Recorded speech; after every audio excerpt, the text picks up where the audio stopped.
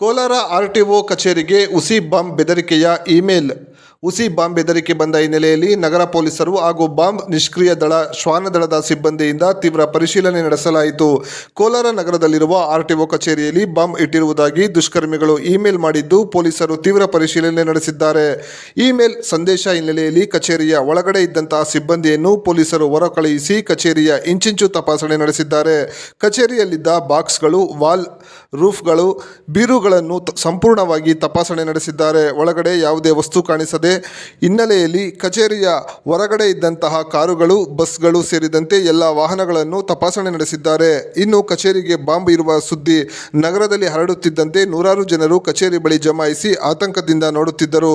ಇನ್ನು ಗಾಯತ್ರಿ ಶಬಾಷ್ @hotmail.com ನಿಂದ ಇಮೇಲ್ನಿಂದ ಬಂದಿದ್ದು, ಇಂದು ಮಧ್ಯಾಹ್ನ 2 ಗಂಟೆಗೆ ಬಾಂಬ್ ಸ್ಫೋಟಿಸುವ ಎಚ್ಚರಿಕೆ ಸಂದೇಶವನ್ನು ಮೇಲ್ನಲ್ಲಿ ಕಳುಹಿಸಲಾಗಿತ್ತು.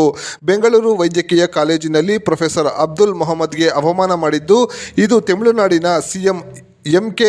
ಸ್ಟಾಲಿನ್ ಬೆಂಬಲಿಗರಿಗೆ ಮಾಡಿದ ಅವಮಾನವಾಗಿದೆ. ಮಧ್ಯಾಹ್ನ 2 ಗಂಟೆಗೆ ಇಸ್ಲಾಮಿಕ್ ಪ್ರಾರ್ಥನೆ ಸಮಯದಲ್ಲಿ ಬಾಂಬ್ ಸ್ಫೋಟವಾಗಲಿದ್ದು, 10 ವಿಷ ಬಾಂಬ್ಗಳನ್ನು ಕಚೇರಿಯಲ್ಲಿ ಸ್ಫೋಟಿಸಲಾಗುವುದು ಎಂದು ಇಮೇಲ್ ಸಂದೇಶದಲ್ಲಿ ಮಾಹಿತಿಯನ್ನು ರವಾನಿಸಲಾಗಿತ್ತು. ಅದರಂತೆ 11ಕ್ಕೆ ಮೇಲ್ ಬಂದಿದ್ದು, ಕೂಡಲೇ ಎಚ್ಚೆತ್ತ ಸಿಬ್ಬಂದಿ ಪೊಲೀಸರಿಗೆ ವಿಷಯ ತಿಳಿಸಿದ್ದಾರೆ. ಅದರಂತೆ ಕಚೇರಿಯನ್ನು ಸಂಪೂರ್ಣವಾಗಿ ಪರಿಶೀಲನೆ ನಡೆಸಲಾಯಿತು. ಸದ್ಯ ಕೋಲಾರ ಜಿಲ್ಲೆಗೆ ಇದು 3ನೇ ಬಾಂಬ್ ಬೆದರಿಕೆ ಇಮೇಲ್ ಆಗಿದೆ. ಕಳೆದ 3 ತಿಂಗಳ ಹಿಂದೆ ಜಿಲ್ಲಾಡಳಿತ ಕಚೇರಿಗೆ ಬಾಂಬ್ ಇಟ್ಟಿರುವುದಾಗಿ 2 ಬಾರಿ ಹುಸಿ ಬೆದರಿಕೆ ಮೇಲ್ ಬಂದಿದ್ದು, ಇವತ್ತು ಆರ್ಟಿಒ ಕಚೇರಿಗೆ ಬಂದಿದೆ. ಇದು ಸಹ ಹುಸಿಯಾಗಿತ್ತು. ಆದರೂ ಪಕ್ಕದ ರಾಜ್ಯಗಳಲ್ಲಿ ಚುನಾವಣೆ ಹಾಗೂ ಶ್ರೀರಾಮ ನವಮಿ ಹಿನ್ನೆಲೆ ಎಲ್ಲವೂ ಪರಿಶೀಲನೆ ನಡೆಸಲಾಯಿತು.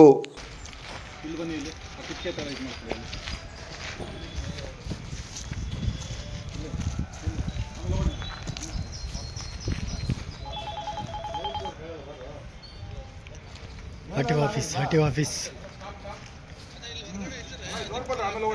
ಬಸ್ಗಳವೆಲ್ಲ ರೈಟ್ಗೆ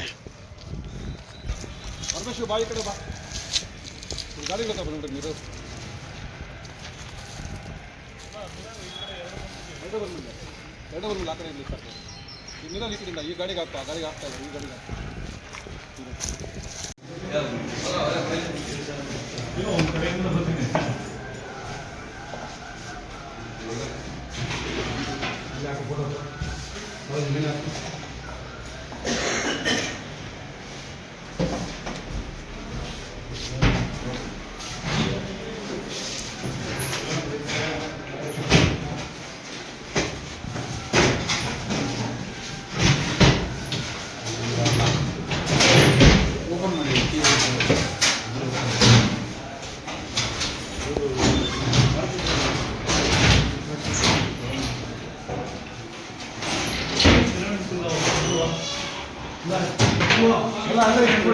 ತಿರ್ಗಾ